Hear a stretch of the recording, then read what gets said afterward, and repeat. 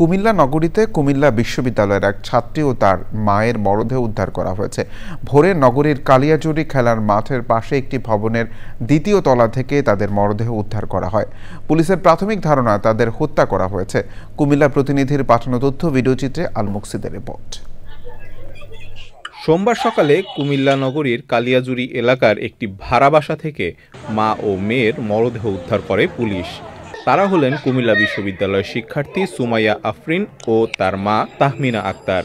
আমার ছোট বোনের রুমেও গেছে, গিয়ে দেখে যে তখন হাত শক্ত সে নাই, তো সে আর তখন আমার কাছে দূর দেশে বলার সময় আমার যখন একটু উপর হয়েছিল, যে একটা মানুষ নর্মালি ঘুমিয়ে থাকলে যে কাছ থেকে যে বোঝা যায় না, সে আসলে তার মুখের চেহারা চেনা যায় না, এরকম একটা অবস্থা ছিল। তখন মুখটা যখন এরকম আমরা করলাম ধরে দেখি যে তখন চোখে আর ঠোঁটে আর তখন একটু রক্ত ব্লাডের চিহ্ন এবং হাতেটাতে একটু একটু ছোপ ছোপ দাগ একটু আছে। তবে বাড়ির মালিক জানিয়েছে, সিসি ক্যামেরার ফুটেজে একজন ব্যক্তিকে রোববার দিনের বেলা তাদের বাসায় আসা যাওয়া করতে দেখা গেছে। সিসি ক্যামেরাতে দেখলাম 8টা তাদের বাসাতে একজন লোক ঢুকছে, এদের উপরে উঠছে, সে আর বেরোয় নাই। আবার সে 11টা 20 মিনিটে বেরোইছে, আবার 11টা 34 মিনিটে আবার ঢুকছে। অর্থাৎ এটা তাদের পারিবারিক লোক ছিল।